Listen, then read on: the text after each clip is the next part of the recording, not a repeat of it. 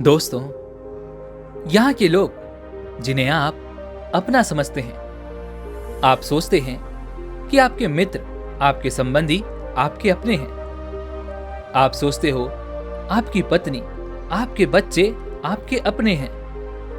तो आप एक बहुत बड़ी भूल कर रहे हैं, क्योंकि इस दुनिया में आपका अपना कोई नहीं, कोई किसी का नहीं है, ना ही आप किसी के हैं। इस दुनिया का सबसे बड़ा दुख तो यही है कि यहां सभी मेरे अपने हैं, और यही वजह है कि आप हमेशा दुखी रहते हैं। आप सोचते हैं कि दुश्मन और शत्रुओं के कारण आपके जीवन में दुख है, लेकिन उससे कहीं ज्यादा दुख हमारे जीवन में हमारे अपने ही हमें देते हैं। जो लोग अपने जीवन को खो देते हैं, उनके जीवन को खोने का सबसे बड़ा कारण उनके अपनों के द्वारा दिया गया वह दुख ही होता है। हम हमेशा यह सोचते रहते हैं कि हम तो अपने अपनों के लिए कर रहे हैं, हम जो कुछ भी कर रहे हैं अपने परिवार के लिए कर रहे हैं। हमेशा हम दूसरों की इच्छाओं को पूरा करने में लगे रहते हैं, क्योंकि हम चाहते हैं कि वह जिन्हें हम अपना मानते हैं, जिन्हें हम अपना कहते हैं, वह हमेशा खुश रहें, उन्हें किसी चीज की कोई कमी ना हो, उनका जीवन खुशियों से भरा रहे। और उसके लिए हमें जो कुछ त्याग करना पड़ता है, हम वो भी त्याग करने के लिए तैयार हो जाते हैं। यहां तक कि हम अपना जीवन भी जीना भूल जाते हैं और अपनों की ख्वाहिश, अपनों के सुख के लिए हम अपना पूरा जीवन यूं ही मेहनत करते रह जाते हैं, अपने जीवन को यूं ही घिसते रहते हैं। लेकिन जब आप उनकी ख्वाहिश को पूरा करने के बाद अपनी किसी इच्छा को पूरा करने की कोशिश करते हैं, तब वही अपने आप को स्वार्थी कहने लगते हैं, आपसे नाराज हो जाते हैं, आपसे बातें तक नहीं करते, आप पर तरह तरह के सवाल उठाते हैं, आप पर उंगलियां उठती हैं। तब हमें यह एहसास होता है कि हमारा सब कुछ किया धरा मिट्टी में मिल गया। तब हमारे दिल को एक गहरी चोट पहुंचती है, और तब हम यह महसूस कर पाते हैं कि यहां पर हमारा अपना कोई नहीं। आपने अपने जीवन में कभी न कभी इस बात का अनुभव तो किया ही होगा, क्योंकि ऐसा होना स्वाभाविक है और यह हर किसी के साथ होता है। और इसका एकमात्र कारण यह है कि हम कभी भी सत्य को देख नहीं पाते, क्योंकि यहां पर अपना कोई है ही नहीं। और जैसे ही आप किसी को अपना कहते हैं, अपना मानते हैं, वह कोई और हो जाता है, अर्थात वह दूसरा हो जाता है, क्योंकि अपना तो कोई और ही है जिसे आप कभी देख नहीं पाते, जिससे आप कभी मिल नहीं पाते, और आप उससे कभी कोई बातें भी नहीं करते, ना ही आप उसकी कभी कोई बात सुन पाते हैं। वही आपके सबसे ज्यादा करीब होता है, वही अपना होता है, परंतु आप उसे ना तो कभी अपना मानते हैं और ना ही उसे कभी अपना समझ पाते हैं। इस दुनिया में आपके सारे रिश्ते स्वार्थी हैं। आप जो अपनों को दे रहे हैं, जरा उनसे वापस लेकर देखिए, या उन्हें वह देना बंद कर दें जो आप उन्हें देना चाहते हैं, या वो जो पाना चाहते हैं। तब आपको अपनों की जगह दूसरे अवश्य नजर आएंगे, और तब आप भी यकीन करने लग जाएंगे कि आपका अपना कोई नहीं। बहुत समय पहले की बात है, एक नगर में एक युवक रहता था जो अपने अपनों से बहुत परेशान हो चुका था, जिस कारण वह अपने जीवन को समाप्त करना चाहता था। और वह अपने जीवन को समाप्त करने के लिए एक नदी के किनारे जा पहुंचा। जब वह उस नदी में छलांग लगाने वाला ही था कि तभी वहां पर एक गुरु आ पहुंचे। उन्होंने उस युवक से कहा, क्या बात है बेटा, क्या जीवन तुम्हें अच्छा नहीं लगता? आखिर तुम इतने कीमती जीवन को क्यों नष्ट कर रहे हो? इस पर वह व्यक्ति उदास होकर उन गुरु से कहता है, हे गुरुवर, जिंदगी भर जिन्हें मैंने अपना माना, जिन्हें मैंने अपना समझा, जिनकी मैंने हर ख्वाहिशें पूरी की, जिन पर मैंने सब कुछ लुटा दिया। आज मैंने बस इतनी सी ख्वाहिश रखी कि वे लोग मेरा सम्मान करें।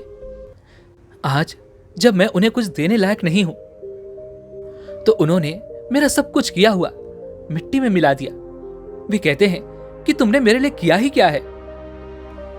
यह बात सुनकर मुझे ऐसा लगने लगा है कि मेरा तो पूरा जीवन ही व्यर्थ हो गया।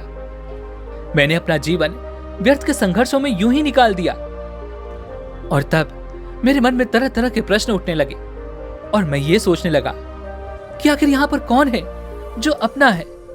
आखिर किसके लिए मैं ये सब कर रहा था। और मैंने यदि इनके लिए कुछ किया ही नहीं तो मेरे जीवित रहने का क्या मतलब है। इससे तो अच्छा है कि मैं अपने जीवन को यहीं पर समाप्त कर लूं।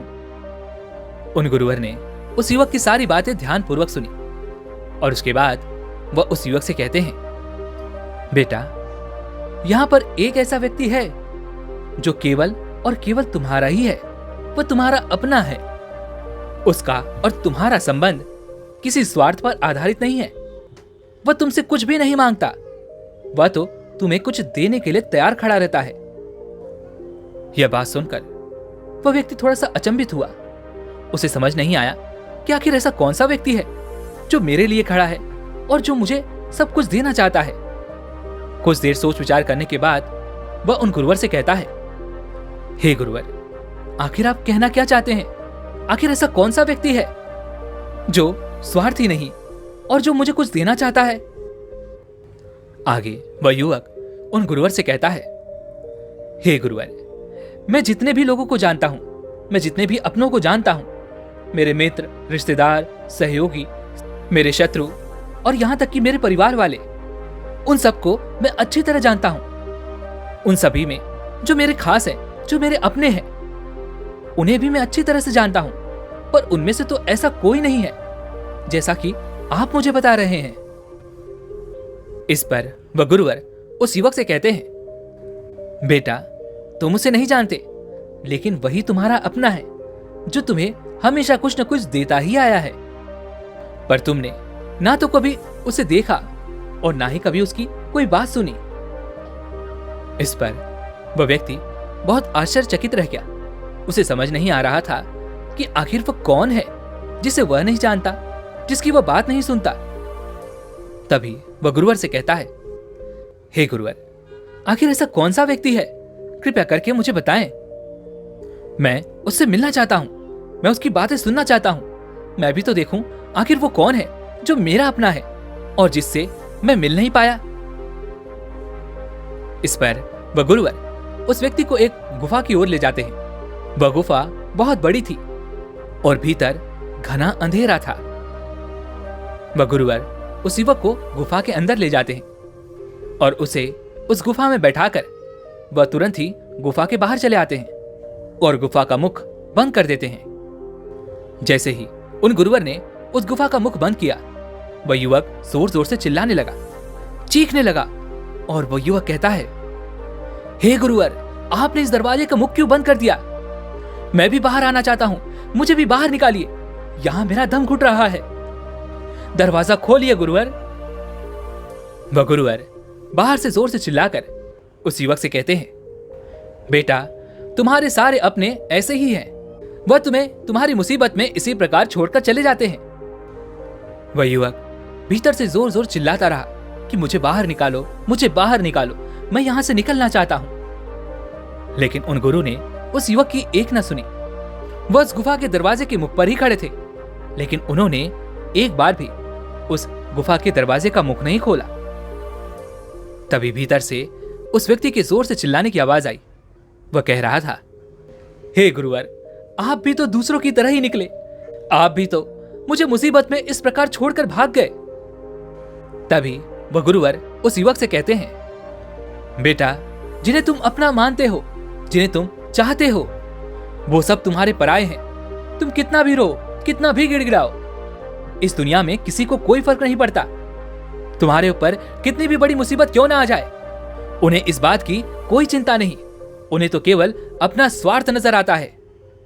वह तुम्हारे साथ केवल तब तक ही खड़े रहेंगे जब तक कि तुम उनके काम के रहोगे। इतना कहकर वह गुरुवर शांत हो गए और कुछ देर बाद उस गुफा से चीखने और चिल्लाने की आवाजें भी बंद हो गई। वह युवक उस गुफा के दरवाजे पर बैठकर रो रहा था और मन ही मन यह सोच रहा था, मैं ये यहाँ पर कहाँ आकर फंस गया। वह गुरु तो मुझे इस अंधेरी गुफा में छोड़कर भाग गए। अब मैं यहाँ से कैसे निकलूं? वह युवक अपने हालातों पर रो रहा था, लेकिन कुछ देर बाद अचानक वह शांत हुआ और उसने ये तय किया कि वह इस गुफा से निकलकर ही रहेगा। वह इस गुफा का दूसरा मार्ग खोज कर ही रहेगा। इतना सोचकर वह एक बार फिर से खड़ा हुआ।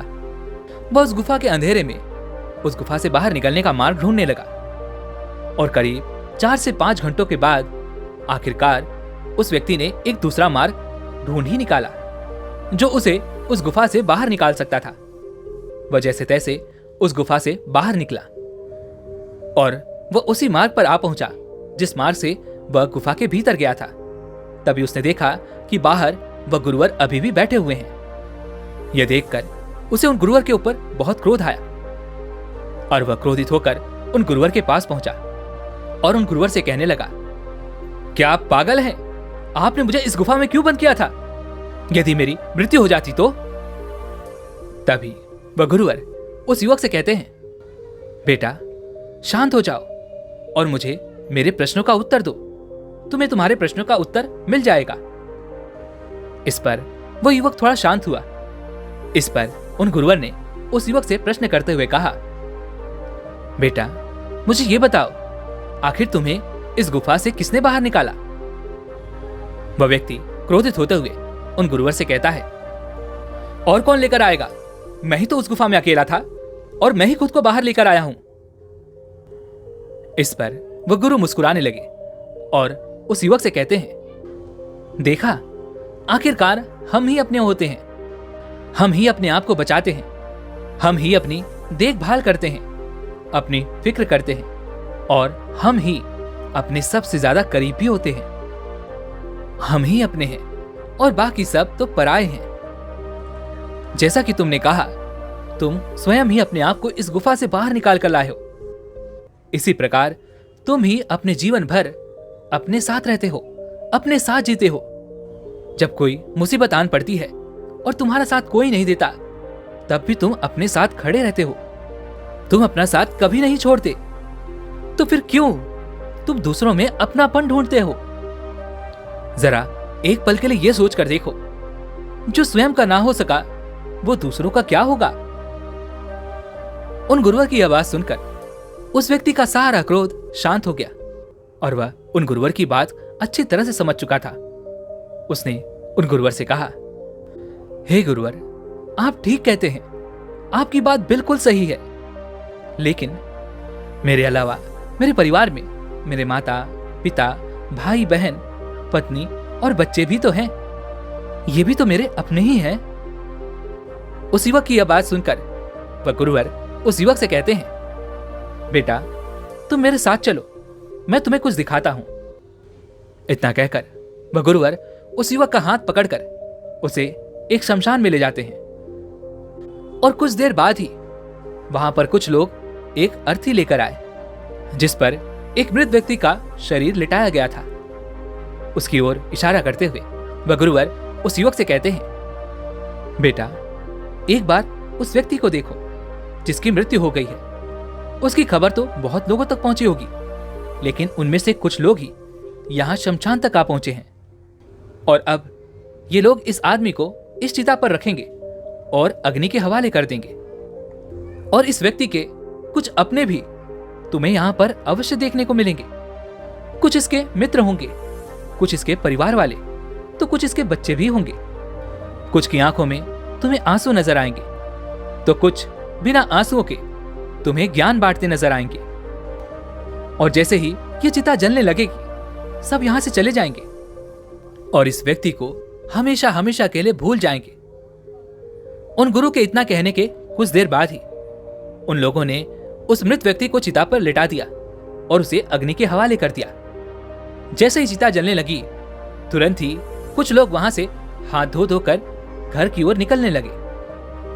तभी वह गुरुवर उस युवक से कहते हैं, बेटा देखो, जो इस व्यक्ति के सबसे ज्यादा करीब होगा, जिसे वो अपना कहता होगा, जिसे वो अपना मानता होगा, वह सबसे बाद में यहां से जाएगा।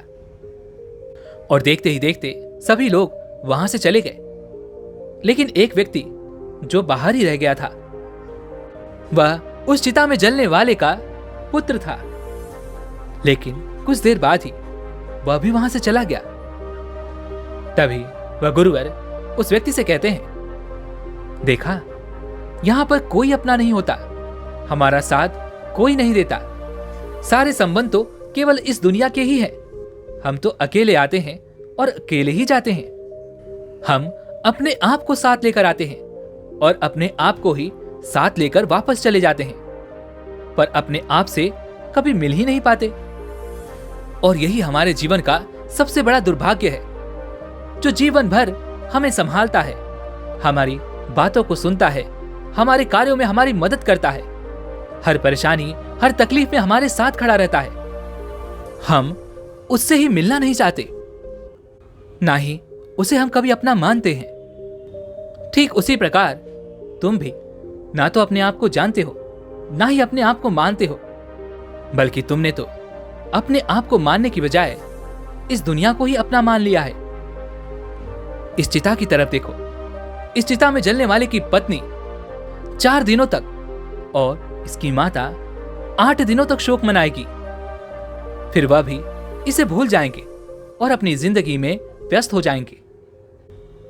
तभी वह युवक उन गुरुवर से कहता है, हे गुरुवर, आप जो कुछ कह रहे हैं वो सब सत्य है, लेकिन मेरे मन में एक और प्रश्न है।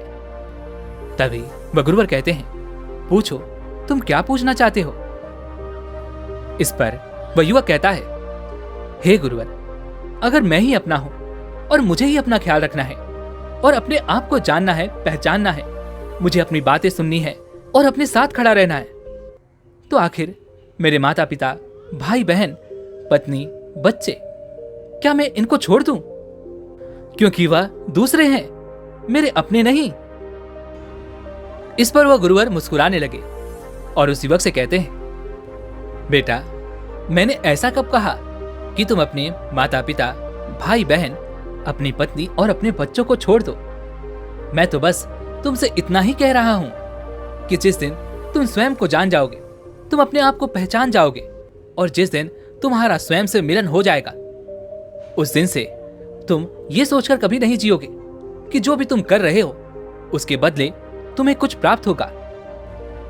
उन गुरु की यह बात सुनकर वह युवक आश्चर्यचकित रह गया। वह समझ नहीं पा रहा था कि आखिर गुरुवर क्या कहना चाहते हैं। तभी वो युवक उन गुरुवर से कहता है, हे गुरुवर, एक तरफ तो आप कह रहे हैं कि वो सारे तुम्हारे अपने नहीं, और दूसरी तरफ आप ये भी कह रहे हैं कि उन्हें ना छोड़ो।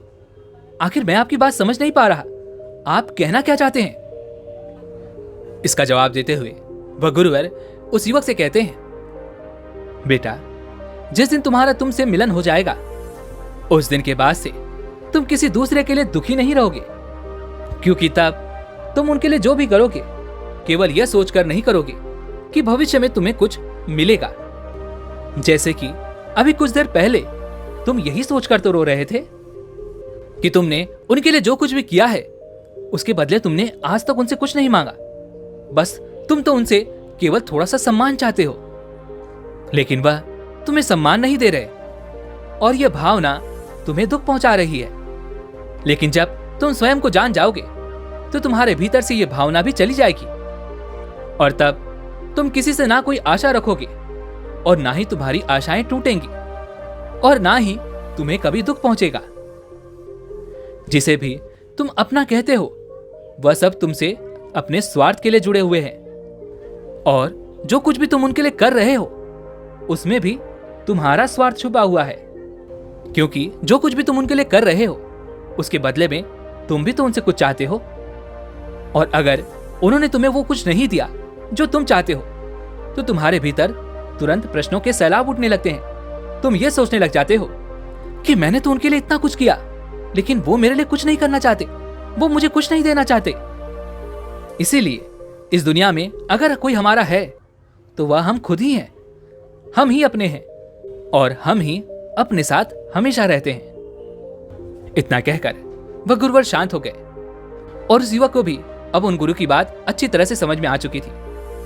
उस युवक ने उन गुरु को प्रणाम किया और वापस अपने घर लौट गया। अब से वह अपने परिवार के साथ हंसी खुशी रहता। वह अपने परिवार के लिए सब कुछ करता, परंतु कोई आशा नहीं रखता कि बदले में उसे भी कुछ वापस मिलेगा, बल्कि वह तो अपने साथ मस्त रहता, खुश रहता। और अब उसे किसी बात की कोई चिंता नहीं थी, ना ही किसी बात का कोई दुख था। लेकिन दोस्तों, हम में से अधिकांश लोग जानबूझकर खुश नहीं रहना चाहते। हम तो केवल दूसरों को यह एहसास दिलाने में लगे रहते हैं कि केवल तुम्हारी वजह से आज मुझे इतना बड़ा दुख है, मैं परेशान हूं, मैं चिंतित हूं। हम उन्हें यह एहसास दिलाने में लगे रहते हैं कि हमने तुम्हारे लिए बहुत कुछ किया है, लेकिन तुमने हमारे लिए कुछ भी नहीं किया। जिन्हें हम अपना मानते हैं, हम उन्हें कैद करने में लग जाते हैं। हम चाहते हैं कि हम जैसा चाहें वो वैसा ही करे, और यही हमारी समस्या का सबसे बड़ा कारण है। यही हमारे दुख का सबसे बड़ा कारण है, और हमें इसी में मजा भी आता है। इसलिए हम इसे छोड़ना नहीं चाहते। हम दूसरों को अपनी मुट्ठी में रखना चाहते हैं। हम चाहते हैं कि जो कोई भी हमारे साथ है, जो कोई भी हमारा अपना है, वो केवल और केवल हमारी बात माने, वो केवल और केवल हमारा सम्मान करे। लेकिन वास्तविकता में ऐसा कुछ भी नहीं होता, बल्कि आप अपने लिए ही दुखों का सागर बना लेते हैं और उसी दुख में आप डूबते चले जाते हैं। इस दुनिया का खेल ही कुछ निराला है। हम अपने आप को भूलकर इस दुनिया में अपनों को ढूंढते रह जाते हैं, लेकिन हम उनसे कभी मिल नहीं पाते, क्योंकि केवल हम ही अपने हैं और हम अपने आप को जानना नहीं चाहते। हम अपने आप को पहचानना नहीं चाहते। दोस्तों, आज की ये वीडियो आप सभी को कैसी लगी, आप हमें कमेंट में जरूर बताइएगा। और इसी के साथ में उम्मीद है कि आपको आज की वीडियो जरूर पसंद आई होगी, तो इस वीडियो को लाइक और अपने दोस्तों के साथ शेयर भी जरूर कीजिएगा। साथ ही अगर आप हमारे चैनल पर नए हैं तो चैनल को सब्सक्राइब और घंटी बटन को भी जरूर दबा दीजिएगा। चलिए मिलते हैं अगली वीडियो में, तब तक के लिए अपना ख्याल रखें। धन्यवाद।